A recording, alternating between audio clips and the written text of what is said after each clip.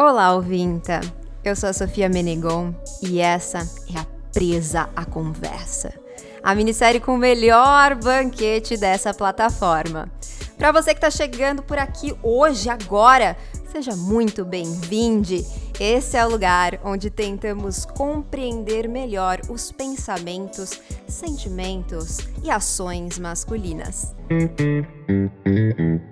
Aqui a gente já realizou 4 deliciosas refeições, ou quase isso. E é hoje que a gente finaliza o nosso menu. Chegou a hora da sobremesa. E eu recebo então aqui nesse prato grande, rodeado de chantilly e outras guloseimas. Ele, que é idealizador do coletivo Pais Pretos, educador, tradutor, palestrante e consultor étnico-racial, Humberto Baltar. Seja muito bem-vindo. Olá, muito obrigado, Sofia. Uma honra para mim estar aqui nesse espaço, promovendo essa discussão tão importante e tão urgente, né, em tempos como esse que nós vivemos. Obrigado de verdade. A gente que agradece, estamos empolgadas e confesso com a barriga roncando um pouco aqui. Porque a gente já passou por 4 episódios, então assim, não sei, como que vocês estão por aí, Insetinha? Já me conta, e se você está assistindo a gente pelo YouTube, já conta aqui nos comentários. Então vamos lá, pode sentar, se acomodar em qualquer lugar dessa mesa, confortavelmente, porque você já sabe que se alimentar é um momento sempre muito especial e a gente vai responder uma pergunta que eu quero saber a resposta, tô desesperada pela resposta hoje. Uma pergunta enviada pela nossa ouvinta lá no nosso Instagram, @podcastlouvadeus. Então, se você ainda não segue, tá perdendo a oportunidade de quê? De enviar suas perguntinhas pra gente também. E a pergunta dela é a seguinte: por que ele espera eu mandar ele fazer as coisas de casa e com as crianças? Humberto, a partir de agora, você tem 25 minutos para nos convencer a não comer a sua cabeça. E eu vou começar então te perguntando justamente por que olha que tá sujo e não limpa? Por que vê que não tá organizado e não organiza? Por que tem que esperar a gente mandar fazer as coisas de casa? Nossa, essa é uma pergunta, é aquela pergunta básica, né? Das mais importantes, porque é ela que nos permite começar a entender o problema, né? O que está acontecendo. Primeiramente, a gente tem um problema muito grave, eu diria, com relação à identidade de gênero na nossa sociedade. Eu próprio só pude perceber isso quando eu me entrei em contato com outras leituras de masculinidade, de família, de paternidade, por uma coincidência, nem foi algo que eu procurei em si, mas algo que eu me deparei a partir de estudos, por exemplo, na filosofia Vedanta, que eu conheci toda uma cultura hindu e como eles enxergam essas questões. Quando eu fui estudar ancestralidade africana também, eu percebi que a ideia em torno, por exemplo, do cuidado era totalmente diferente nas sociedades matriarcais das sociedades, por exemplo, ocidentais. E aí, para minha surpresa, na sociedade matriarcal é o oposto do que eu imaginava que fosse, porque como o nome é matriarcal, eu imaginava, então as mulheres é que estão fazendo tudo. E para minha surpresa, não, né? Por exemplo, quando você estuda o povo da Gara, né, que é da atual Burkina Faso, a gente descobre que lá a mulher é que tem esse papel, por exemplo, de buscar a manutenção daquele ambiente, daquela casa, daquele lar, e o homem vai ficar gerindo, às vezes até mesmo com sling ali, com o bebê, cuidando daquele bebê, enquanto aquela mãe vai buscar, aquela mulher vai buscar recursos para aquela casa. Seja esse recurso água, seja alimento, seja renda, enfim. E quando eu vi isso, eu pensei, nossa, realmente a gente não tem outros modelos, né? O modelo que a gente tem é o cuidar é um verbo feminino e acabou. Tudo que está relacionado ao cuidado, à manutenção, à limpeza, a nossa sociedade coloca no feminino e já desde a tenra idade, né? A gente vê na infância os presentes que a gente dá para as crianças, né? O menino ganha a pistola, ele ganha a espada, ele ganha armas, ele ganha o escudo, e a menina ganha o kitzinho do fogão, da panelinha, o bebezinho para ela trocar fralda, para ela dar banho. E aí fica a pergunta, por que o menino também não ganha o bebezinho para ele aprender já a paternar? a dar o banho, a trocar a fralda, a ninar um bebê. Qual o problema, né, de você estimular essa afetividade do menino desde cedo, né? Então, a resposta a essa pergunta passa por aí, né? Na realidade, a resposta para essa pergunta é um espelho, né, bem grande, porque nós próprios, infelizmente, propagamos essa cultura que coloca o cuidar todo na mulher, sobrecarregando extremamente. Hoje você tem taxas de 43% hoje de violência doméstica nesse momento de pandemia, entre outras coisas, porque a mulher está tendo que, além de fazer o home office, dar conta do cuidado dos filhos, cuidado da casa, a atenção ao marido como, enfim, parceira, inclusive sexual, no momento que ele bem entender, porque essa é a leitura que se faz. A mulher não tem nem mesmo gerência sobre o próprio corpo nessa nossa cultura. E aí você tem uma situação em que as mulheres simplesmente não aguentam mais, e das duas, uma, ou elas saem do trabalho, que já é hoje uma taxa elevadíssima. Eu recebo, em média, uns 8 convites de empresas me pedindo para falar com os colaboradores que eles não devem sobrecarregar seus companheiros porque elas estão simplesmente pedindo demissão para não terem que pedir demissão do próprio casamento e não terem que se divorciar. E aí, como resultado, eu tenho líderes incríveis saindo dos seus cargos para não perderem essa família, para não perderem essa possibilidade de oferecer aos filhos esse lar, né, que disseram que é funcional quando tem o papai, a mamãe e a criança. Então, para não se separar e não desfazer essa figura, né, essa imagem daquele comercial de margarina, muitas vezes essa mulher prefere abrir mão da sua carreira, porque esse homem simplesmente se recusa a ter uma postura equitativa no cuidado desse lar, gerenciando junto com a sua esposa as compras, o cuidado dos filhos, o cuidado do lar, e delegando tudo isso a ela quando ela tem ao mesmo tempo uma carreira para dar conta. Então, a resposta a essa pergunta é que a gente ainda está aprendendo a realmente confrontar essa imposição, né, desse patriarcado que coloca que o cuidar é única e exclusivamente feminino. E o homem, por sua vez, ao mesmo tempo, ele está também aprendendo a reconhecer que esse papel também o sobrecarrega, por incrível que pareça, né? Porque eu vejo muitas narrativas de que para o homem é só vantagem estar nesse lugar daquele que manda, limpa, vai ao mercado, faz e acontece. Só que esse homem muitas vezes quer também fazer parte dessa, entre aspas, economia doméstica como um todo, e simplesmente não sabe como, justamente porque a ideia de masculinidade que a gente incutido desde a infância, seja por desenhos animados, seja filmes ou seriados, esse homem não consegue pensar fora dessa caixa da masculinidade. Tem inclusive um cara que eu acho incrível, né, que é o Tony Porter, do A Call to Man, que é um chamado aos homens. Eu tive a oportunidade de entrevistá-lo no evento Pai esse ano, e ele fala uma coisa interessante, que essa caixa dos homens, essa caixa que diz quais são os atributos que você deve ter para ser lido como homem na nossa cultura, com o passar do tempo, cai a ficha para a gente que ela não é uma caixa, mas é uma prisão, porque ao mesmo tempo que você não pode lavar uma louça, não pode varrer a casa, não pode dar banho nos filhos, porque você vai ser lido como menos homem, você também não pode chorar, você também não pode falar das suas inseguranças, dos seus medos, das suas fraquezas, dos seus anseios, porque o homem não tem nada disso nessa leitura. O homem está sempre seguro, está sempre forte, está sempre invulnerável, ele é totalmente poderoso. E aí o que você tem? Homens que performam socialmente essa segurança, mas que, por outro lado, estão aí sofrendo, seja de formas que até às vezes para a família é uma surpresa quando descobrem que ali tem um homem com um vício, por exemplo, seja em drogas, seja em pornografia, seja uma fuga que ninguém sabe, como um vício em jogo, apostas em corrida de cavalo, coisas do tipo, que são nada mais do que válvulas de escape que esses homens buscam nessa frustração de não conseguir colocar para fora essas emoções. E isso quando é menos pior, né? Porque quando é pior, infelizmente, esses homens colocam essas frustrações para fora sob a forma de violência doméstica, que são essas taxas terríveis que a gente está vendo hoje.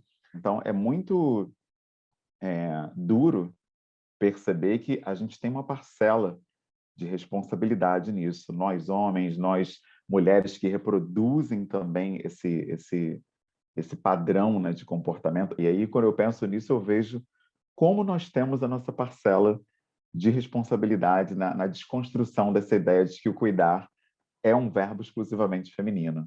Eu fiquei aqui pensando, né, o quanto que também a gente, esse lugar, né, em que a gente reproduz, muitas vezes a gente é obrigada, né, Sim, inclusive porque socialmente, inclusive as leis trabalhistas, por exemplo, totalmente, favorecem isso, né? Então, quando a total. mulher engravida, né, tem a criança, ela tem 120 dias de licença maternidade e podendo estender esse período, enquanto os homens, né, o pai ali tem 5 dias.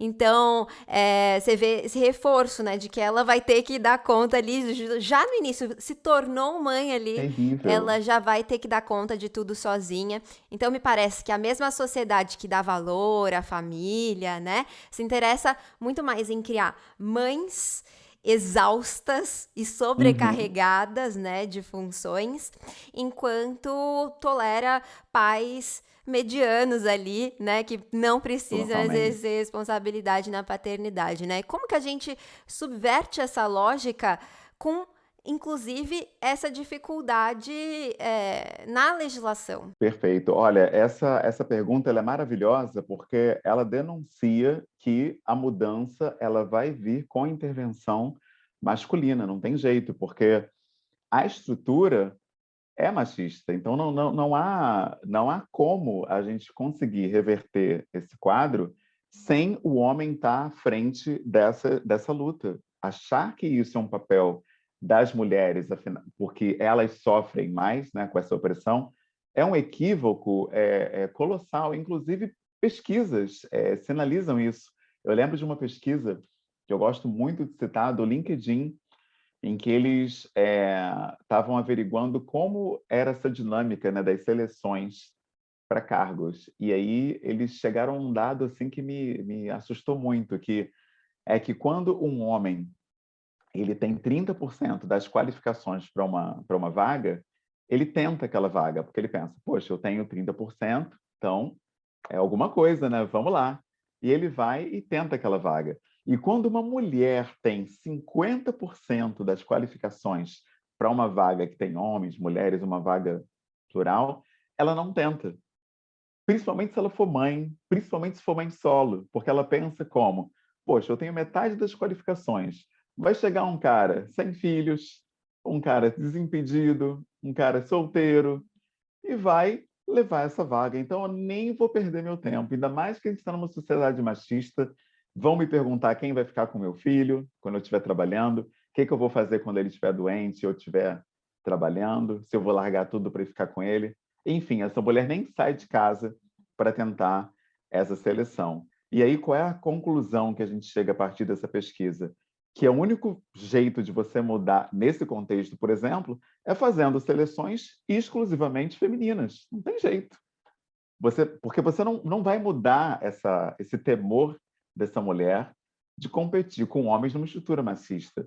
Então, nesse cenário que você está trazendo, a lógica é exatamente as mesmas. Os homens, a gente tem que lutar não só pela equidade, no sentido de desobrigar tanto a mulher, e eu tenho esse exemplo aqui em casa. Minha esposa, ela é engenheira química e ela teve que voltar ao trabalho ainda amamentando. E ela, enfim, ela mexe com substâncias e se expõe a riscos, né? E ela não deveria ser obrigada a retornar ao local de trabalho enquanto estivesse amamentando. E teve que retornar, né? E aí é o que você estava falando, né? Um homem, 5 dias depois, a lei entende que ele já não é mais obrigado com essa paternidade. E isso é ruim, inclusive porque perpetua essa cultura do pai ausente, porque o Estado coloca que o homem precisa de 5 dias para paternar, ao mesmo tempo que ele dá 8 dias para esse cara pular o carnaval, por exemplo. Nada contra o carnaval, mas o Estado ele entende que entende a lógica. Você Não faz o menor festejar sentido. é mais prioritário do que você paternar. E aí, nisso, você acaba eh, promovendo, né, essa lógica de que o homem não precisa estar ali nesse ambiente do paternar, do cuidar, e que isso é único e exclusivamente da mulher. E hoje você tem estudos seríssimos que mostram o impacto, inclusive, no desenvolvimento da criança, dessa ausência paterna nos primeiros anos. E é muito louco, porque quando você vê, por exemplo, que um bebê ele praticamente não enxerga, um bebê nos seus 2, 3 meses, você se pergunta, poxa, se ele não enxerga direito, como então ele se relaciona com esse pai? E a forma principal é através do cheiro desse pai, através do tom de voz desse pai e através do toque dele, né? O tato, tá ali junto, sentir o calor do corpo dele. E essas três coisas, elas têm algo em comum, que é o quê? É preciso estar perto. Se esse pai não estiver perto desse bebê, como é que ele vai sentir o cheiro? Como é que ele vai ouvir o tom de voz desse pai? Como é que ele vai sentir esse calorzinho do corpo dele? Ou seja, essa alienação que se fala tanto, né? Essa ausência, esse abandono paterno, ele não acontece só em casos de separação ou divórcio ou óbito. Ele já acontece corriqueiramente, inclusive com apoio, não só apoio, né, mas com praticamente o endosso, né, do Estado, já que esse Estado não promove esse convívio desse pai também com essas crianças. Então, é um problema que ele vai muito além da cultura, ele entra inclusive com o Estado. Por isso que eu acredito que a via, né, de mudança também é usar meios públicos, estatais e governamentais para mudar isso, que são as políticas públicas, né? A gente vem trabalhando, inclusive no coletivo, né, com essa frente que eu acho que é crucial, que é o advocacy. Eu acho que todo órgão hoje que lida com masculinidades, paternidades ou parentalidade consciente deve estar junto a órgãos públicos. A gente está aí com o Degase, a gente está trabalhando com a Prefeitura do Rio de Janeiro, eu tenho uma parceria com o Ministério Público, porque sem isso a gente não consegue mudar essa estrutura. É algo que precisa ser mexido de forma é, total, toda a conjuntura. Leis, políticas, inclusive nas empresas, escola. Eu acho que a escola, a forma como a escola se isenta dessa discussão, olha, sinceramente, me dói. Eu, como educador há mais de 20 anos, eu me sinto envergonhado da forma como a educação nesse país não toca no modo tóxico como a gente lida com a paternidade, com a maternidade e com os papéis de gênero.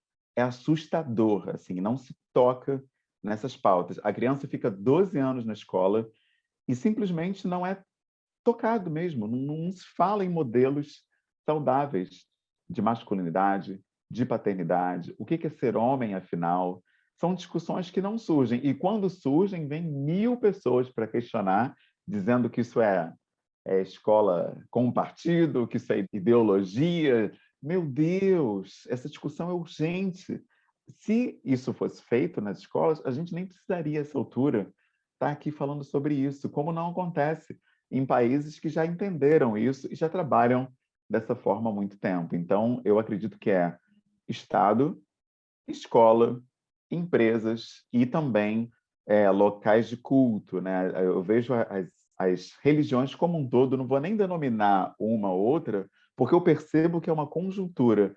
Raramente você vê um líder religioso que tem ali uma autoridade diante daquelas pessoas tocando nessas pautas estruturais e estruturantes da sociedade. As pessoas se limitam a falar de uma doutrina, de um código de conduta para você ser promovido espiritualmente, e entendem que o seu trabalho está feito, como na verdade é algo muito além disso, né? Porque se fala, eu acho que toda religião fala de amor, amor ao próximo e como você ama e oprime ao mesmo tempo, né? O próprio Luther King dizia que quando eu calo, eu estou tomando o lado do opressor.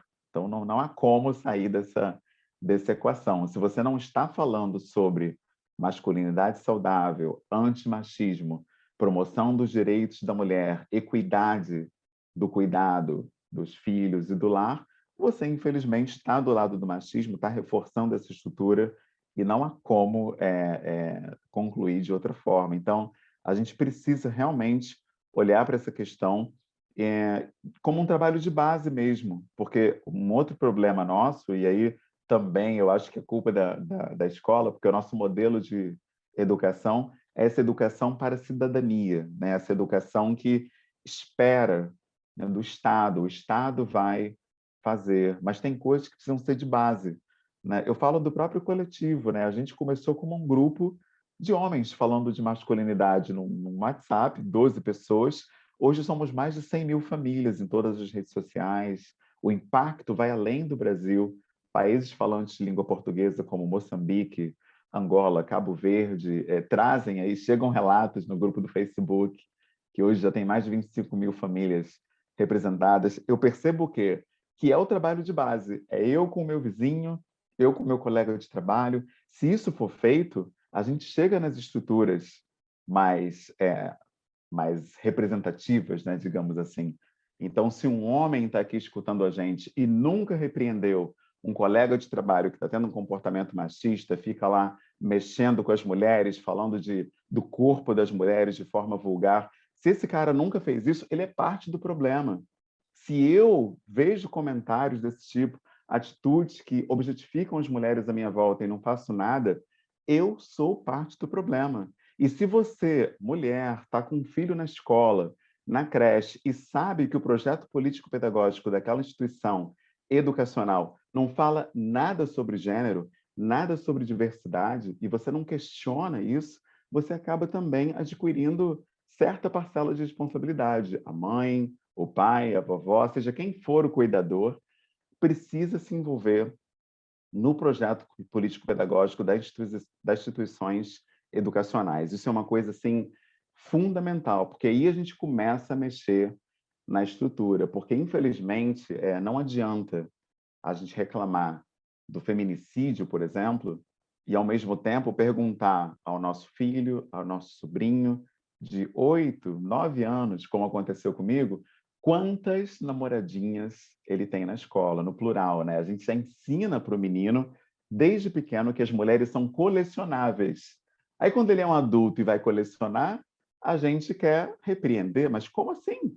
A gente estimulou isso desde pequeno, então a gente precisa realmente rever esses padrões. Você está certíssima quando diz que é algo imposto às mulheres. Eu tenho plena certeza e convicção de que mulher nenhuma jamais reproduz essas lógicas opressoras de livre e bom grado. É óbvio que não, elas fazem isso por aceitação, às vezes até para ter um emprego. Eu já trabalhei em ambientes em que você tinha... Eu via... Nossa, isso me dava um nervoso, só de lembrar agora. Eu via colaboradoras rindo de piadas machistas daquele diretor daquela instituição, porque sabiam que a vaga delas ali estava em jogo, no momento em que o país estava com taxas altíssimas de desemprego. Aí a pessoa entende que ela precisa jogar aquele jogo. Olha só que loucura. Você ter que rir de algo que te oprime para você manter, entre aspas, um emprego. É doloroso demais. Doloroso demais. Você falou de trabalho de base, né? E parece que quando a gente vai se desconstruindo, adquirindo conhecimento aqui, outro ali, né? E se desenvolvendo, a gente começa a ter uma certa preguiça, né? De fazer o trabalho de base. De explicar, de sentar, conversar, de ouvir, né? E estar ali na comunidade, conversando, né? Com os seus. Mas esse é um trabalho que a igreja, né, que as religiões, de uma forma geral, fazem muito bem. Então, realmente é preciso... E aí eu também pensei numa situação, observando dentro desses rituais, dos eventos religiosos, sempre quem tá na cozinha são as mulheres, né? São sempre também os papéis ali são reforçados e reproduzidos e mantidos como estão. Então, a gente precisa aprender como fazer esse trabalho de base com a igreja, né? E fazer da nossa forma, eu acho, assim, explicando e desconstruindo e trazendo essa ideia de libertação, de igualdade, né, para todo mundo. Com certeza. É muito importante você enfatizar esse papel, né, esse exemplo maravilhoso que você traz dos rituais, porque a gente não consegue fazer isso sozinho. Esse é o ponto. Às vezes você percebe o que está acontecendo, mas sozinho você não. Primeiro que você não quer se expor, né? Esse exemplo mesmo que eu acabei de dar, o cara mexe com a mulher no trabalho, faz um comentário sobre o corpo dela. O cara acha que se ele sozinho chegar ali e repreender o colega, ele vai sair como alguém. Primeiro que vai ter a piada, ué, cara, você não gosta, não, né? Você não é homem, não? E já começa por aí o problema. Ou seja, a gente precisa de acolhimento para a gente chegar nesse lugar, para ter forças, né, de se impor e de se expor, né, diante dessa luta contra essas opressões. É por isso que rodas de discussão, grupos de apoio, círculos de masculinidade saudável são tão importantes, porque eles empoderam o homem para se colocar diante dessas opressões e expor a própria fragilidade em que eles se encontram para entrar nesse embate com os seus pares, né? A gente precisa de apoio para isso. Então, é muito importante a gente abandonar uma das coisas que a gente aprende com a branquitude, é que essa ideia de que o homem ele dá conta, ele resolve, ele sabe,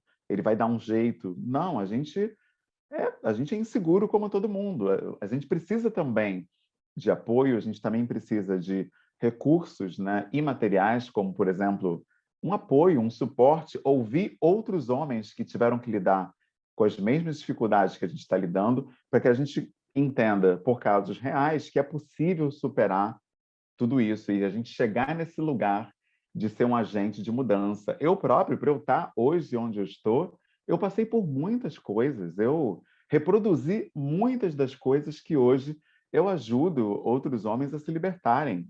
Vício em pornografia, traição, objetificação do corpo da mulher. Eu já estive em todos esses lugares. Eu não me coloco aqui de maneira nenhuma como um guru, um coach, alguém que superou, inclusive diariamente eu tenho que combater essas forças em mim, porque eu entendo que elas foram impressas no meu comportamento através de uma doutrinação mesmo, cultural, desde o desenho lá da Disney, né? Você vê que sempre, até o final do desenho, o príncipe vai conquistar uma mulher. Essa ideia de que a mulher é algo a ser conquistado, um objeto a ser apropriado, isso é passado para a gente, nossa, desde que a gente praticamente nasce. Então, para você tirar isso, é um processo, é quase que desaprender, né? Então, isso leva tempo e precisa de apoio.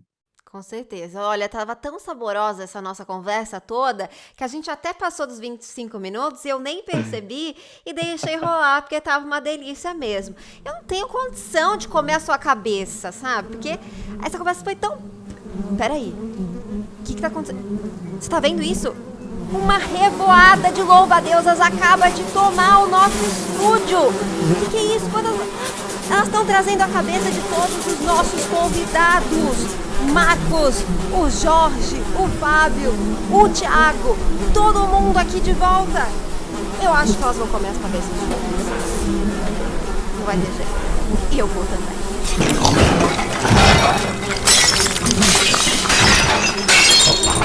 Brincadeiras de acompanhamento, Humberto.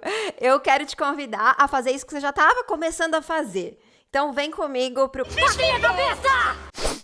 Nesse quadro, agora que estamos com a barriga cheia, eu quero saber de você pelo que você, olhando para o passado, acha que poderia ter a sua cabeça comida. Merecia ter a sua cabeça comida, cortada. Olha, sem dúvida alguma, foi por ter acreditado nesse padrão de masculinidade que vendem pra gente, né? Que para você ser homem, você tem que ser protetor, reprodutor, né? Tem que ser provedor e tem que ser aquele garanhão, né? Que tem que estar no cio o tempo todo. Eu acreditei nisso, eu acreditei que eu precisava ter várias parceiras para me reafirmar enquanto homem. E essa ficha, para mim, ela caiu num momento em que eu estava saindo com 5 pessoas ao mesmo tempo, e cada uma delas achando que era a única, e eu realmente me sentia assim, um lixo. Não tem outra expressão para usar. Me senti um lixo porque eu estava justamente no lugar que disseram para eu estar, para ser lido como bem-sucedido. Eu tinha um salário que eu entendia que era muito bom na época, né? Lá em 2000 sei lá, 11, 2012, ganhava meus, sei lá, R$ 5.000, eu tinha uma casa onde só eu morava, que era essa independência, essa liberdade, né? E estava pegando tudo quanto é mulher, como se dizia, né? E aí eu pensei, cara, e por que que eu estou nesse lugar e não estou me sentindo bem? Por que que eu estou me sentindo um lixo? E aí eu percebi que, obviamente, estava me sentindo um lixo porque eu estava mentindo para essas mulheres, fingindo que eu estava apaixonado por cada uma delas para poder sair com elas, para poder conquistá-las e tudo mais. E percebi que eu não queria estar naquele lugar e só estava ali porque é o que me ensinaram que era ser homem. E aí deu esse clique de falar, cara, eu preciso conhecer outros modelos, outras possibilidades de ser homem. E aí eu comecei essa busca aí que me levou para tantos lugares, Índia, China, Japão, vendo outras civilizações, outras formas de pensar o ser homem, né? Pensar o paternário, pensar a própria noção de sucesso, que eu acho que a nossa noção de sucesso no Ocidente para o homem está muito conectada à quantidade, né? Quantas coisas você adquiriu, e nisso, pela objetificação, a mulher entra também com uma dessas moedas, né?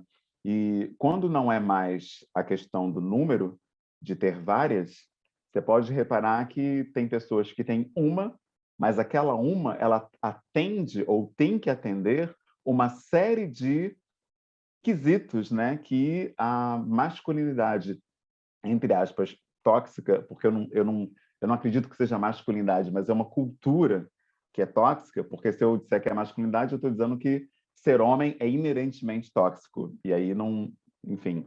Mas quando você acredita que precisa ter esses atributos nessa mulher, aí hoje em dia que atributos seriam esses, né? A gente tem aí, né? É o Botox, é o silicone, é o, sei lá, o lifting, essa coisa toda. E quanto mais desse essa mulher tem, mais esse cara se sente como o bem-sucedido, o que chegou lá, o que venceu. Então, é muito problemático essa mentalidade, essa ideologia. E quando eu me vi nesse lugar, eu, sinceramente, eu achei que eu era digno, sim, de cortar a cabeça e realmente me afundei muito quando caiu essa ficha, de ver o lugar onde eu estava. E até hoje eu trago esses exemplos para as rodas em que eu coordeno com outros homens, com outros pais, que a gente discute essas pautas. Eu acho que é fundamental a gente mostrar que é possível sair desse lugar, que é o que eu aprendi com a ancestralidade africana, né? Que a gente aprende a ser gente com gente, né? Essa ideia de se isolar e achar que eu sou capaz, eu vou dar conta, eu vou resolver sozinho, isso está nos matando, literalmente. Então, é muito importante olharmos para outras possibilidades, né, de ser. Então, acho que é muito válido a gente buscar outros modelos ou tentar tornar um pouco mais saudáveis, né, os modelos de comportamento que a gente já adota na nossa cultura. E a gente não consegue fazer isso sozinho. Então, esse é o recado que eu já deixo assim para quem está aqui acompanhando a gente. Você não está sozinho. Existem pessoas dispostas a trazer essa possibilidade, né, de uma nova forma de ser, uma nova forma de pensar, uma nova forma de agir, e isso só se consegue em conjunto. Com certeza, porque o presente precisa ser coletivo. Então, bora desocidentalizar e É buscar isso. esses espaços em que a gente possa aprender novas formas de olhar o mundo. Humberto, eu amei a nossa conversa. Foi uma delícia. Tô feliz mesmo de encerrar essa trajetória dessa minissérie com você. Assim, me enche de alegria conversar com um cara tão bacana.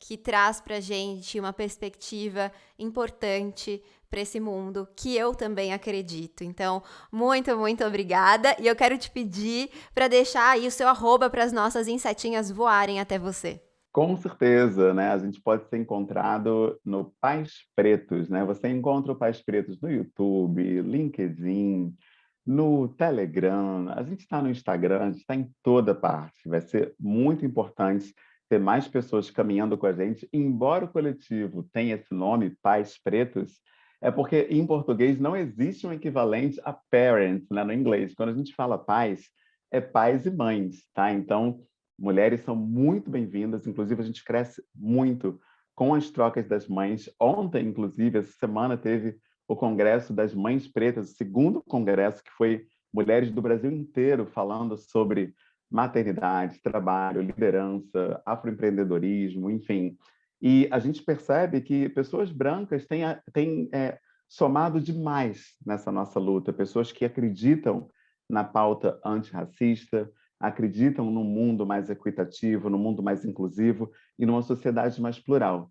Então, o nosso coletivo está aberto a todos, todas e todes. E vai ser uma honra para mim ter cada um de vocês trocando experiências, vivências e aprendizados com a gente. Muito obrigado por essa oportunidade, Sofia. É uma honra para mim fazer parte dessa discussão tão importante e dessa iniciativa que, na minha opinião, é revolucionária. Me sinto honrado de estar aqui, de verdade. Muito obrigado. A honra é nossa, eu também estou honradíssima aqui. E você, se saciou também? Então vou até o perfil do Humberto Pais Pretos e manda esse episódio para todos os homens que você conhece, porque bora espalhar a informação, bora espalhar esse conteúdo de qualidade. E agora sim, tô saciada, satisfeita, mas só por enquanto. Esse foi só o começo. Eu tenho certeza que a gente aqui, nós insetinhas, vamos juntas nos deliciar com outras presas muito em breve, assim que possível. E enquanto esse momento não chega, eu aproveito para agradecer a sua presença aqui nessa grande mesa. Foi um prazer enorme compartilhar essa experiência com vocês. Assim eu me despeço para esse período de férias da Louva a Deus agora, então não vai ter episódio novo em dezembro e no início de janeiro, mas a gente tá de volta logo logo e para saber quando é só seguir @podcast Louva a Deusa. Bora curtir essas férias com responsabilidade, junto com as pessoas que a gente ama e que nos fazem bem. E como sempre, fica o meu desejo para que você tenha relacionamentos mais recíprocos, cada vez mais leves. Viva o seu, o meu, o nosso prazer e nos encontramos em 2022. Até lá!